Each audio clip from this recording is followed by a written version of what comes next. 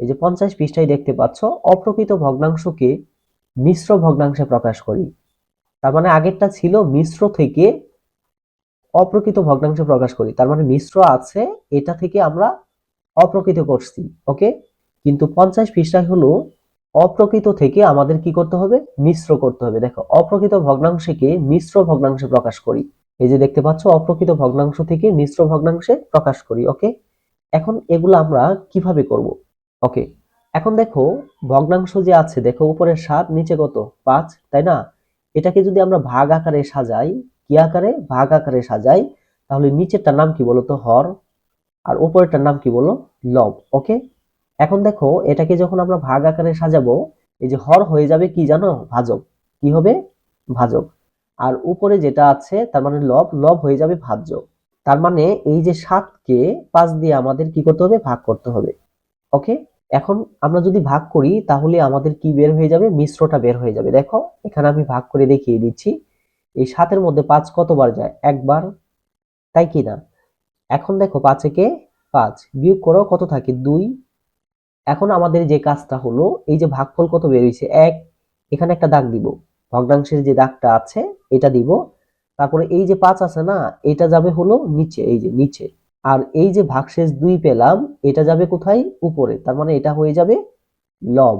আর যে সংখ্যা দিয়ে ভাগ করলাম এটা কি হয়ে যাবে, হর। কি হয়ে যাবে, হর হয়ে যাবে। যে সংখ্যা দিয়ে ভাগ করি এটা হয়ে যাবে হর, আর ভাগশেষ হয়ে যাবে কি, লব। তার মানে আমরা কি পেলাম বলতো, 1 সমস্ত 5-এর 2।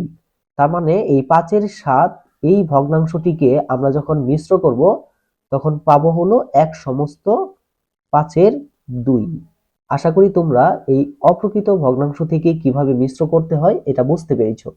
আমি যদি আরেকটি অঙ্ক তোমাদেরকে দেখিয়ে দেই তাহলে হয়তোবা আরেকটু ভালোভাবে বুঝতে পারবে। এই যে 2 নং লিখলাম, কত আছে বলতো, 4-এর 8। ওকে, এখন এটাকে আমরা যখন ভাগ আকারে সাজাবো তখন কি হবে বলতো, তখন হবে এই যে 8 আছে না, এটা হয়ে যাবে ভাজ্য, আর 4 হয়ে যাবে ভাজক।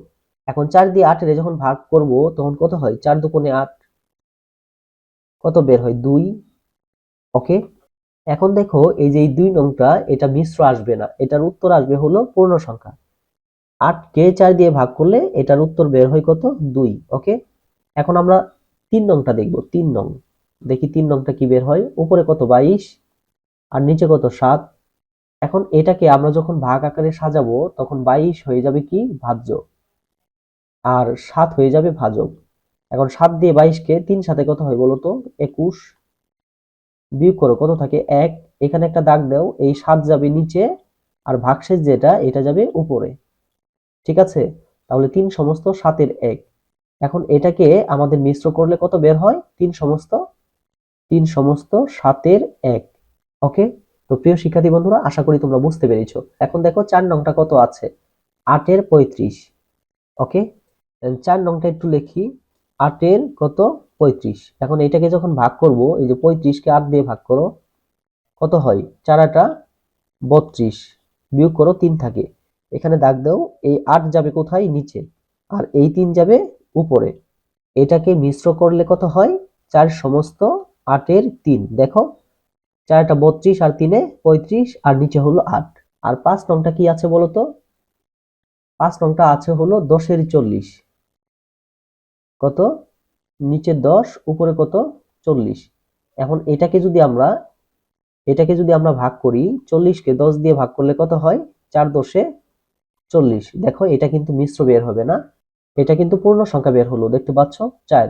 তার মানে এই ভগ্নাংশটির উত্তর বের হলো 4। ওকে, তো প্রিয় শিক্ষার্থী বন্ধুরা, আশা করি তোমরা এই 50 পৃষ্ঠায় এবং 49 পৃষ্ঠার যে অঙ্কগুলো আছে আশা করি তোমরা এই অঙ্কগুলো বুঝতে পেরেছো। তো এইভাবে আমি তোমাদের 5ম শ্রেণীর গণিত বইয়ের প্রতিটা পৃষ্ঠার অঙ্কের সমাধান নিয়ে ভিডিও তৈরি করব। তোমরা অবশ্যই আমার এই চ্যানেলটি সাবস্ক্রাইব করে পাশে থাকা বেল আইকনে প্রেস করে রাখবে, যেন পরবর্তীতে এই ধরনের ভিডিও পাবলিশ করার সাথে সাথেই সবার আগে তোমরা দেখতে পারো।